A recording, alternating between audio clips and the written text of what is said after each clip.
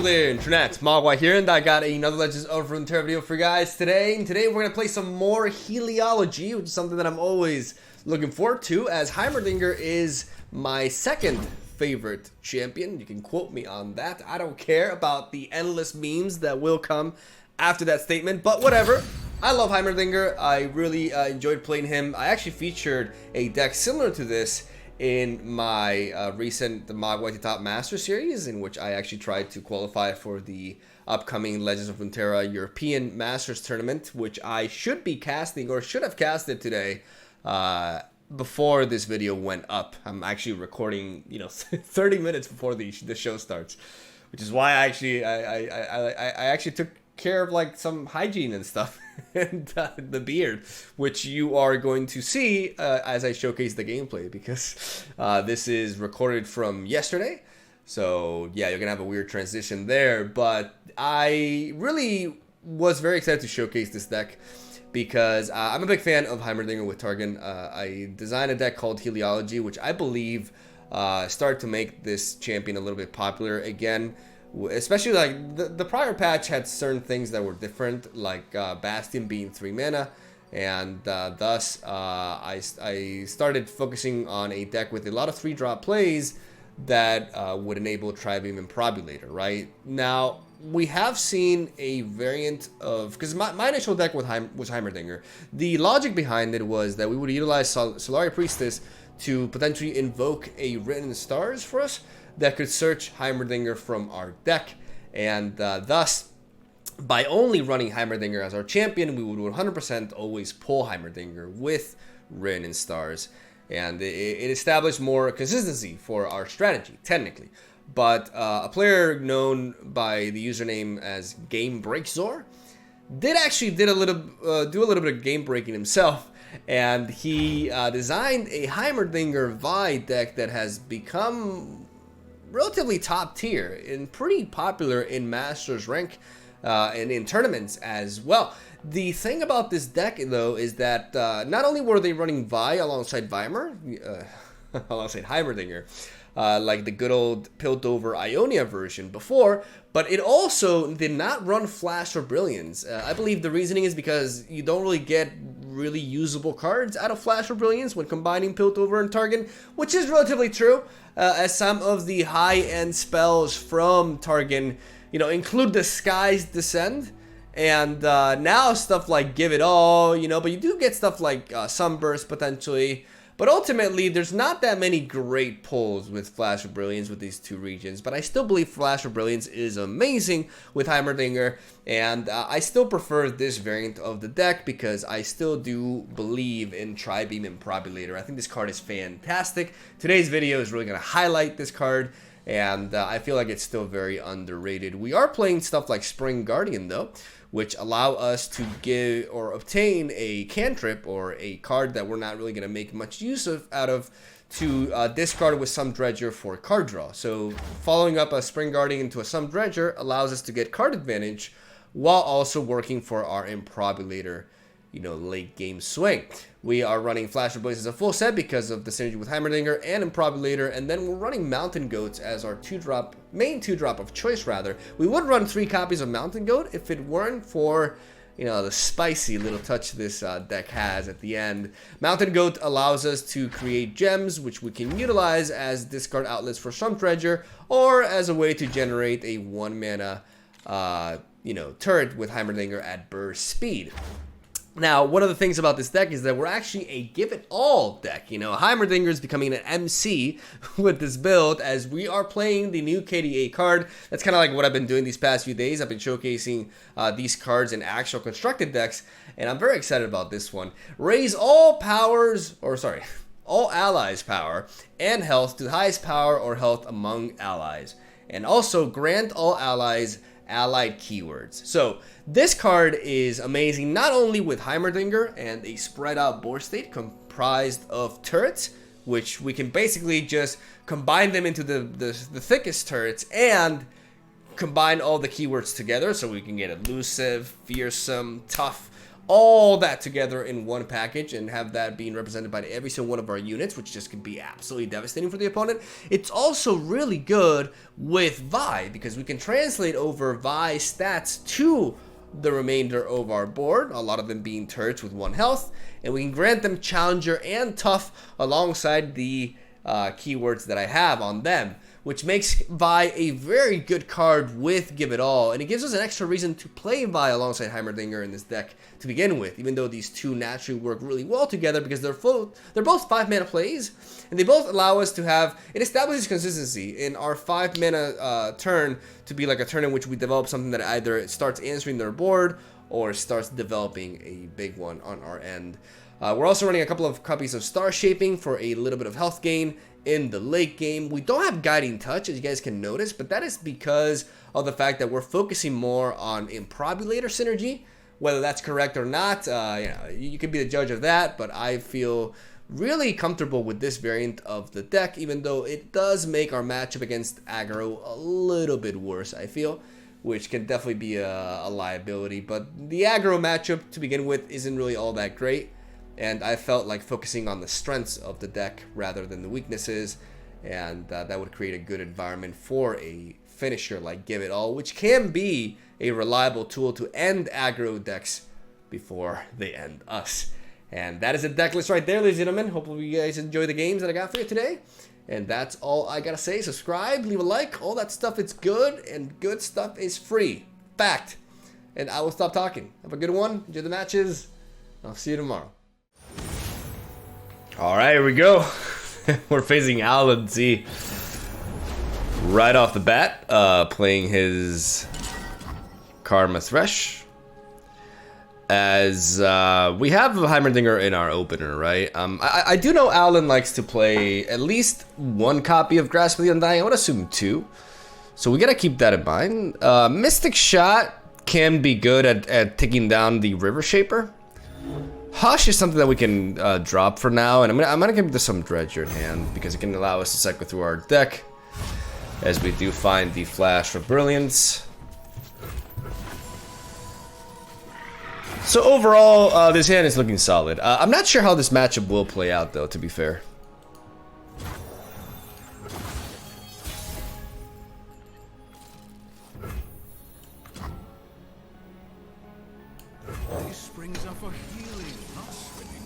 I'm gonna play the Spring Guardian because he does give me a cantrip for my Sump Dredger next turn. I can discard this as Spring Gifts for this. That's basically the reason why we're playing this card.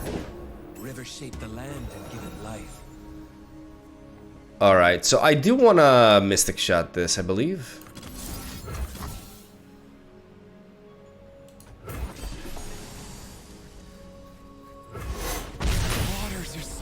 Because I don't actually want to go through with that. I want to apply some pressure.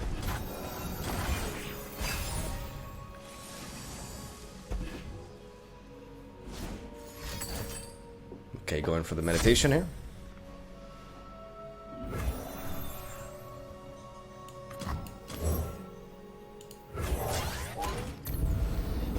Even though next turn I could drop Heimerdinger, I do want to go for a strong attack here.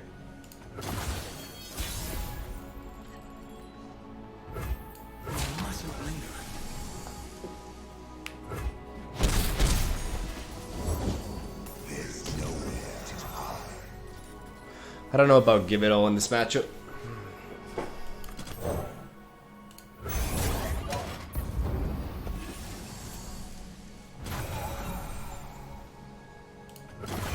I could go for a Thermogenic Beam, but as of now, this Thresh is very slow.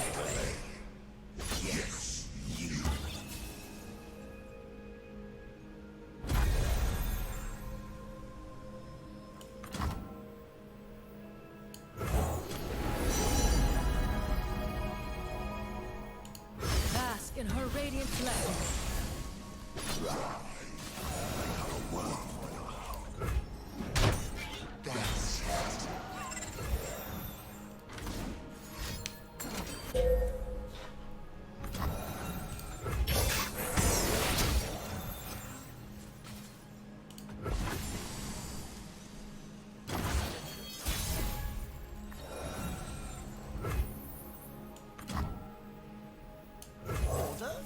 Eternity, a never-ending cycle.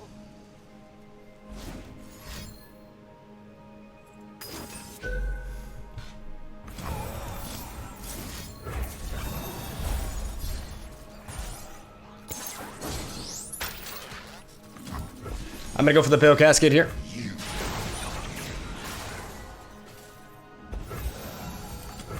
It's smaller than a diagram.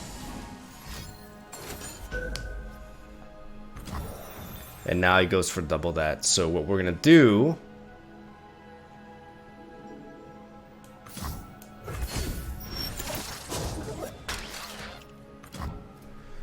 is that, and I definitely want to discard that. So we're gonna go for a Get Excited onto this. For 2 mana, what can he do? He could have a... He could have a... I'm gonna go for it.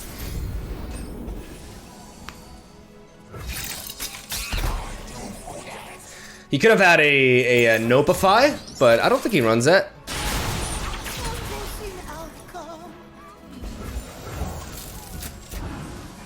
He could still have a Vile Feast.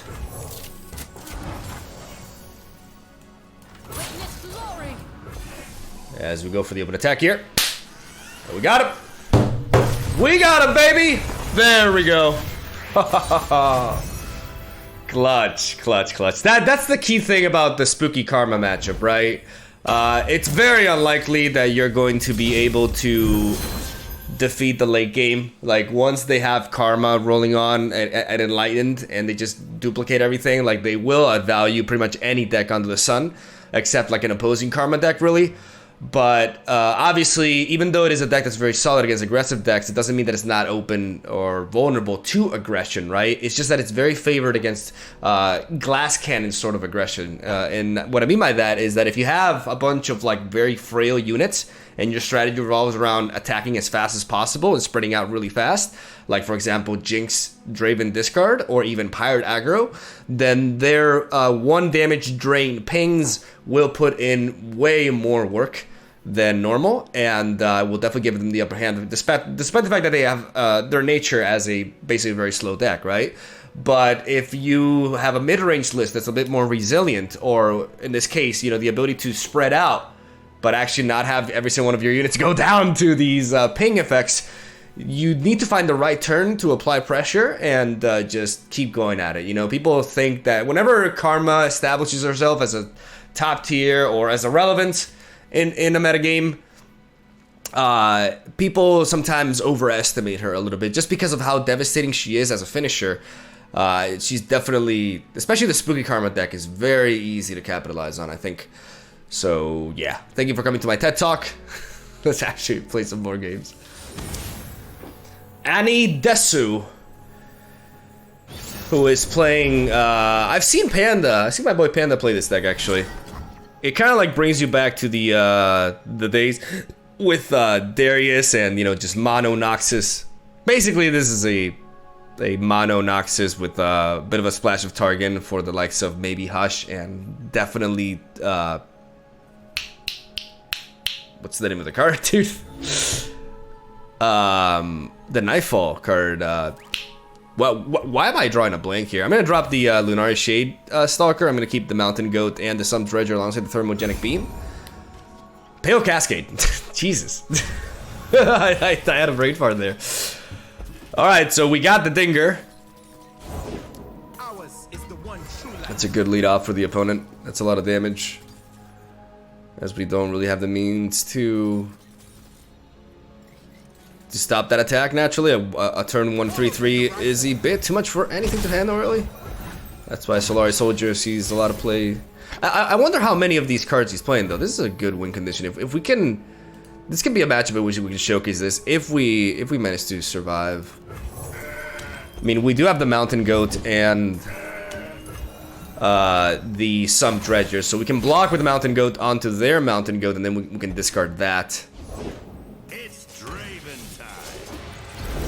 Alright, so, there's several different options, but I am definitely inclined to going for the Thermogenic Beam. That way, we give him one less axe. And we're only gonna take 2 damage here as they attack.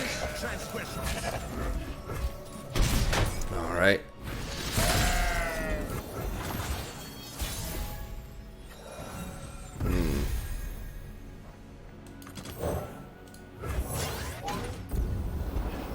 I like seeing that that flash for brilliance. We definitely do need to develop here.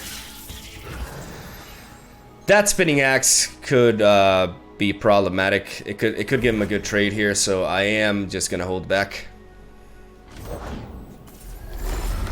All right, well that will be something we choose to block here.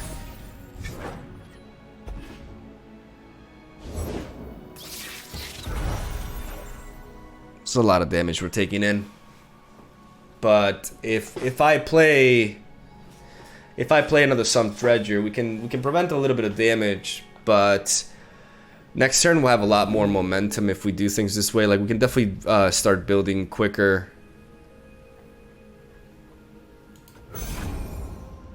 Plus we can just resort to get excited this turn potentially. Let's see.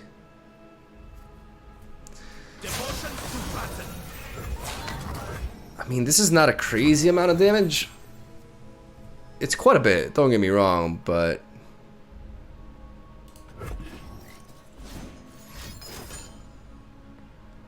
okay, so Whirling Death, definitely have to do something about that.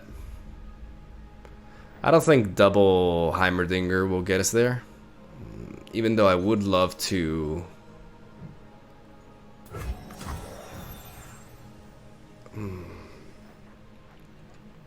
I think I can drop this. No. It's tricky. It's tricky. It's tricky. It's tricky. What do I drop here?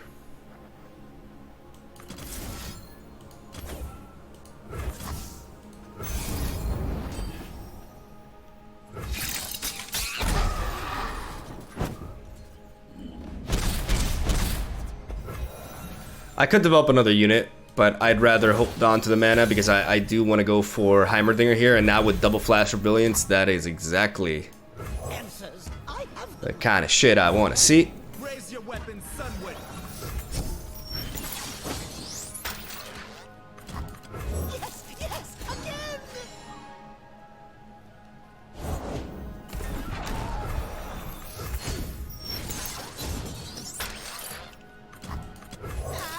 And fire! I mean, right now, if I attack like this, he can block into this with the 2/2, and into these, he can only block with one of the 3/3s. The 4/3 gives me a pretty reliable blocker, though, especially for this. But attacking with these two seems nice, because I get some prior damage on him, even though he could just utilize the spinning axe into that to block into these two, and that way clear 2 of my blockers anyways. Don't determine themselves. So I'm actually gonna pass here. I have the Sunburst now, so if he does drop like a Darius, we should be good to go. Anticipated outcome. I'm gonna block like this.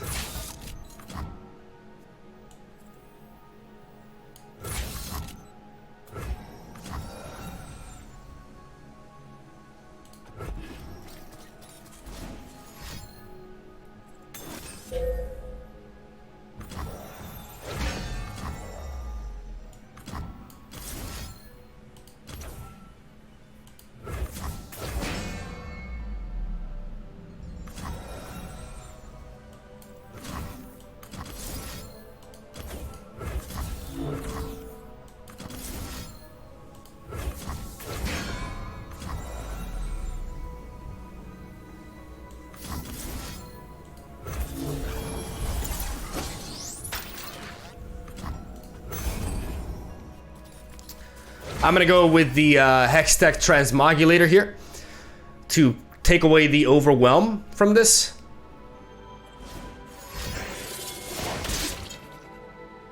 If those fools and theoretical quaternaries could see. Unfortunately, I am vulnerable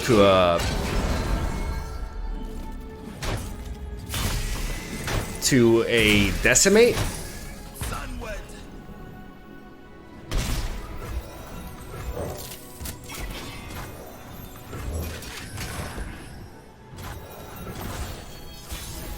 I gotta find. Oh man, what? I could kill him here. I could go for the kill here. I died to decimate, but unless that card can stop me in any way, we're gonna give it all. We're gonna give it our all. Uh-oh. Noxian Fervor could be a thing here, but we're okay with that, actually. I think that may be Noxian Fervor.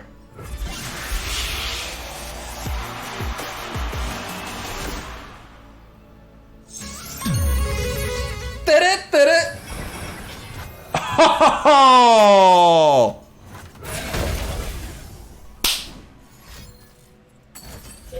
Oh, motherfucker! Okay, okay.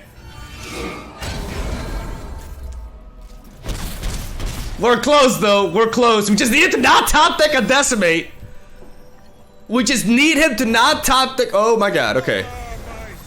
Okay, so that's obviously spooky. I think that's definitely worth it for us to sunburst. And we got him, boys.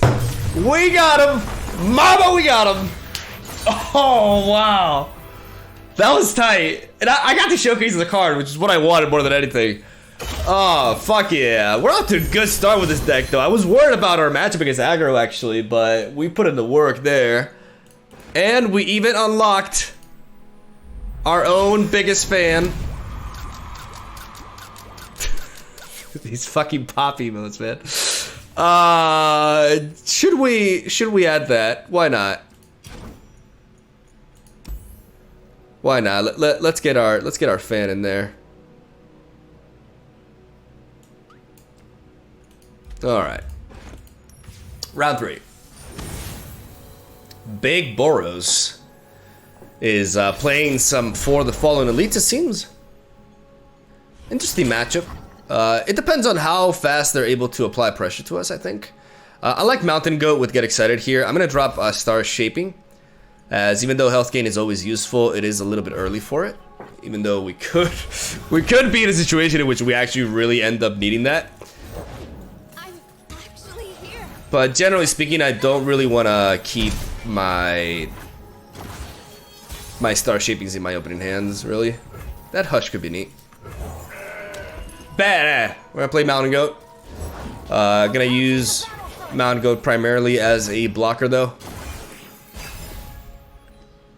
We don't really want to trade it with a 1-drop. We'd rather trade it with this.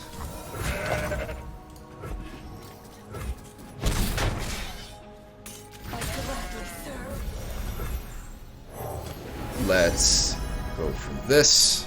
Interesting. I think I like the Falling Comet. It's hard to envision a board state where Meteor Shot were put in the work, even though they do run the Silverwing Vanguard. The Silverwing Vanguard is actually like Falling Comet hits what? Like one shots what? Like a Cythria. It's pretty important. I'm gonna take this. Hopefully I don't regret it. No. What happened to you, Redeemer? You used to have a voice line that was not just absolutely atrocious. I feel for you. I'm gonna pass here. Let's see what they do. Because I would like to... Right now, unfortunately, I don't really have a 2-mana play worth going for here. Yeah, I may have to sacrifice a little bit of health just to make sure that I can play my Heimerdinger next turn. We also have to watch out for challenges, but we should be fine in general. We don't have to worry about Relentless Pursuit or anything like that anymore. If they have For the Fallen on the board, we have to keep in mind that we want to be taking down their board step by step. Still so much to learn. That is concerning. That's definitely concerning. But let's pass here. I need the 3 mana. Okay, they do miss that, which means they're getting a Ruination, which is actually really scary. What seems to be the problem? All right. I'll do my best. How much damage is that? We're going down like really low here. Interesting solution.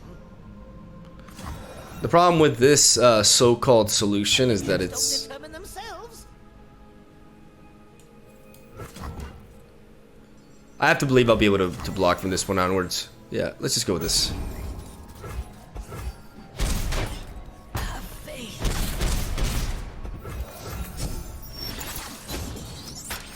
We don't have to worry about Relentless Pursuit. So, this turn, so we can afford to just focus on building up our mana. I do want to play around single combat, so I want to keep this Pill Cascade in hand. And I want to keep this Pill Cascade enabled, more importantly. Even though Vi seems pretty promising here, I'd rather just focus on spells, to be honest. At this stage of the game, I think I have to... do that. Because Vi is a little bit too clunky.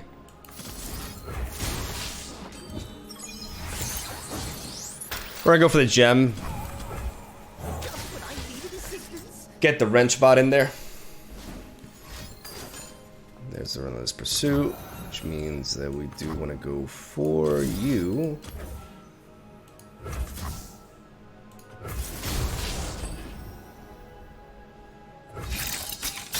Gave my all.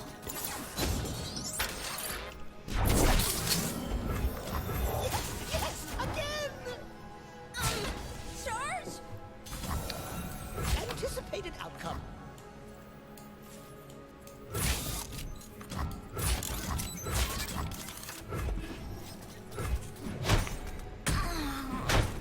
Injustice. We could very easily see for the Fallen here. If that's the case, we can technically eliminate one of them. I mean, they've lost 3 bodies this turn, right? So they get 3 bodies here. We eliminate one of them. They have 3 attackers. We have 2 blockers. I'm gonna pass here first. They pass though. Okay. Very interesting.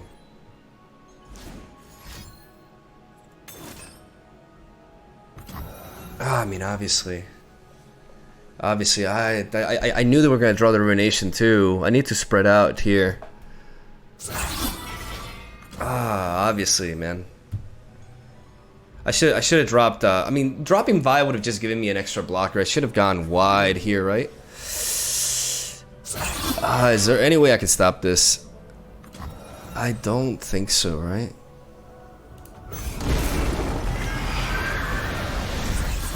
Unless I can somehow find Bask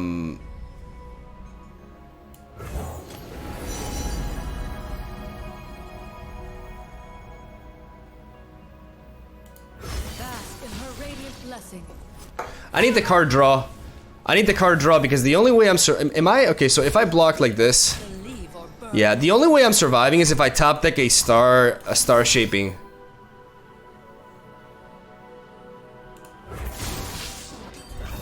I need a star shaping. That's not gonna cut it, unfortunately. No matter how we block here, even if we do find, like... Yeah, I mean, just out of curiosity, I'm gonna see what I... Yeah, like, a Mystic Shot definitely helps, but it's just, unfortunately, not enough. I can shoot here, but we still die, so that's a wrap. I cry every time. Good game. I knew he drew that with the Bannerman miss. I should have kept that in mind.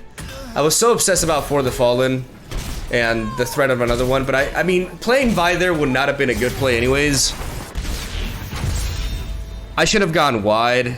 I should have played 2 spells. Though it's awkward because I didn't really have great options there, but I should have generated 2 blockers. I needed 2 blockers there. So that when he went for that, I could generate another blocker and I could potentially survive, right? A bit of a hindsight situation, but I definitely could have played that one better because I had that information, right? So yeah, GG, and let's go for redemption. All right, some Tahm Kench Soraka. We do have the ability to generate landmark removal with Targan, and that's very neat. I definitely love keeping Tri-Being Improbulator here. Vi is also, like, honestly, like, I really like this hand. It seems a little bit greedy, but Vi is actually Vi's actually pretty solid here, because he can get a ridiculous attack stat that can allow us to pick off units like Tahm Kench, for example, while having Tri-Beam Improbulator in our opener is also fantastic. We're gonna keep in mind that we do want to find ways to break Spell Shield. It's a big responsibility to shepherd stock. So, for example, a Mystic Shot would be nice to pair alongside Tri-Beam Improbulator when the time comes. It's nice to have the Sump Dredger here as well. We generally, most of the time... Okay, there's nothing we can do about that. We just gotta try to capitalize on their slow start. There's a nice win con there. I think I'm gonna be mulliganing away the Star Shaping. I don't think I need the health gain. I don't think I'm gonna be smorked here, though I do gotta watch out for this.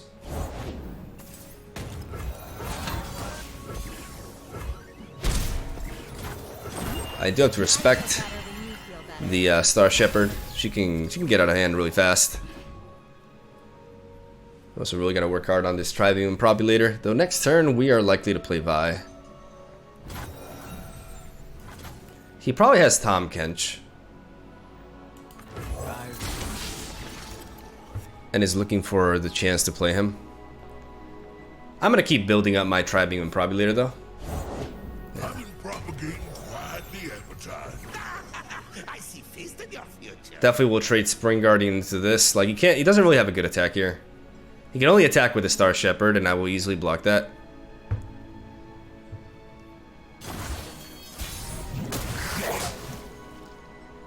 I'm sure there's something for my taste. So he does have the ability to do this and heal up for that amount. I'm gonna pass.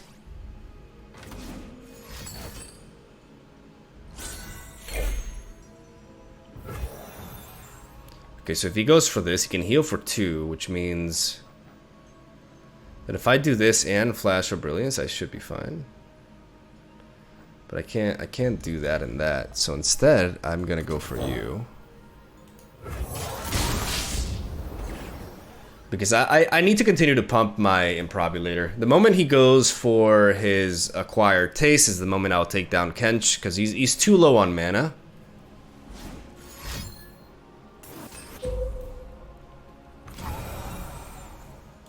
Come on in.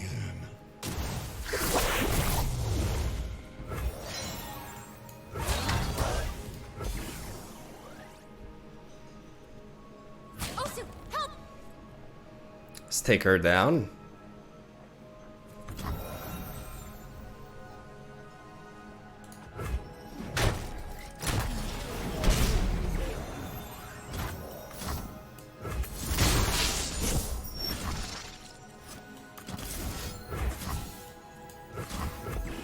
I'm gonna go for the Flash of Brilliance, even though I do miss.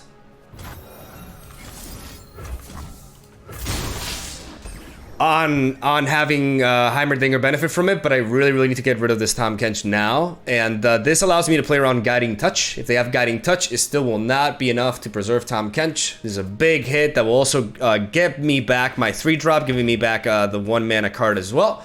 And get me a random 5-drop. So this is a really strong swing in our favor. Ooh! Ooh, baby, look at that size and power! Alright, now we're talking. This give it all, by the way. Our opponent has like nothing to interact with this shit. We need to get a little bit of keyword diversity going on for our bench here. So that's what we're gonna be working for. We're pretty healthy here. I've been propagating quite the appetite. I see feast in your future. Alright, so Heimerdinger is interesting here, but I do just like the idea of Vi. For 4 mana, what can he do to Vi? I'm doing this my way. Yeah, being able to attack Tahm Kench from the get-go and finish him off. Because one of the things to keep in mind is that, you know, an important like total that we gotta keep in mind is its health stat, right? Like of 10, because of the. All right, let me think here for a second. Appetizers of plenty. Because I could go for Give It All, but I don't think... I think we're just better off with an open attack, to be honest. I tried. Freeze. Ego face. Our opponent could have a Hush, but we're also going for like some serious damage here. We're also trying to just like lethal him. There's the Hush. You pay first. This is outrage. Come on. Okay, so that's a Pale Cascade going over there. I would very much like to deal with you. It's a lot of damage, right? But we really need to deal with you. It's pretty expensive though, but just trying to think here what the best option is. But I do believe it has to be this.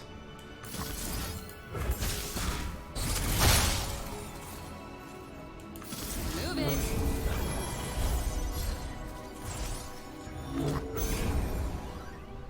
Going for the Vault Breaker plus Pale Cascade. Like I said, another Hush definitely would suck. But at the same time, you know, they only have 3, right? So considering, you know, they have drawn through a good portion of their deck, but we're going to choose to believe they don't have it. Which doesn't mean we're out of the woods by any means, though. But I'm going to do everything I can to deal with... Yes, nice. Because this is the biggest threat. This is the biggest threat. If we are able to answer Tahm Kench every time, we're good. We're more than good. I make shepherding look easy. Okay, there's your boy. I'm gonna keep going wide.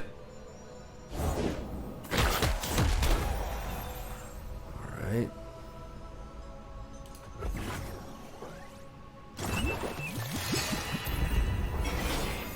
I'll protect you. 2 Tahm Kenches down. We just gotta make sure we don't go down to the Star Spring. But no matter how scary this landmark is, it's still like, it doesn't do any miracles, right? If I kill you, I don't fortunes. This True Shot Barrage is actually very interesting. But it's just not doing enough for me to commit to that. I think I definitely do want to go Heimerdinger here. Seems to be the problem. Because we're gonna give it our all. Next turn, we're gonna give it our all. I believe the combination of perhaps Spring Gifts with Thermogenic Beam, because I have a hard time believing, you know, they will be able to. Okay, there's a Pale Cascade. Yeah, I could not care less about this man's attacks. That's the thing about when you're facing Tahm Kench Soraka. Do not let yourself be pressured by, you know, unless they're getting like. Okay, that's something else. Where are you, Spirit? That's a problem.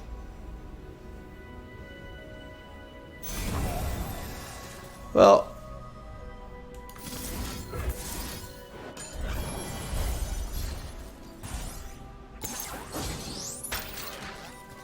Yu-Gi-Oh!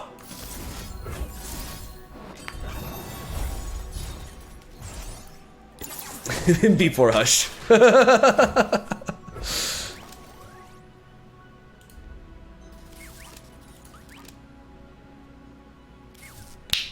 Got him. Well, we don't get to give it all, but that was what we were gonna do, so it counts. It counts. Truly remarkable. It counts as a give it all win. Nice. All right, that's over 40 minutes. I think that's good. I think we Gucci. Yeah, this is actually like a legit win con. In a lot of matchups, this card is just really damn powerful and allows us to just OTK our opponent. Which sometimes may be one of the downsides of an archetype like this, right? We can get a lot of value, but we can be a little bit slow at finishing off the game. So in a way, cards like these can also help us against more aggressive decks, because by closing out the game quicker, we prevent them from killing us first, which is pretty neat. I didn't really get to showcase like the one-off of Lunari Shield Stalker, you know, to enable the elusive keyword for Give It All and stuff like that. I did only end up having 4 games at the end, but it's really good shit, man. I really do love this archetype. Even though a lot of people don't run Tri-Beam Improbulator, I think I'm biased. I'm clearly biased, but I think it's a mistake. This card is amazing. We have so many 3-drops that it is just super justified, and it put in the work today, man. It got us a Tarkaz while knocking out their first Tahm Kench for 4 mana, man. Like, that's just nuts. That's just nuts. How can this sort of value not be appreciated, man? Like, what more do you want out of a card in a deck like this? I don't know. It triggers me. People should run Improbulator more because of reasons. And I'm going to stop talking right there. Thank you guys for watching. Hope you enjoyed the video. Leave a like if you do. I do upload a new deck every single day. So subscribe and all that stuff, because free is good. And yeah, that's basically it. Thank you for listening to my sermon. Episode 1. Hope you enjoyed the matches. Hope you had a good day. I'll see you tomorrow.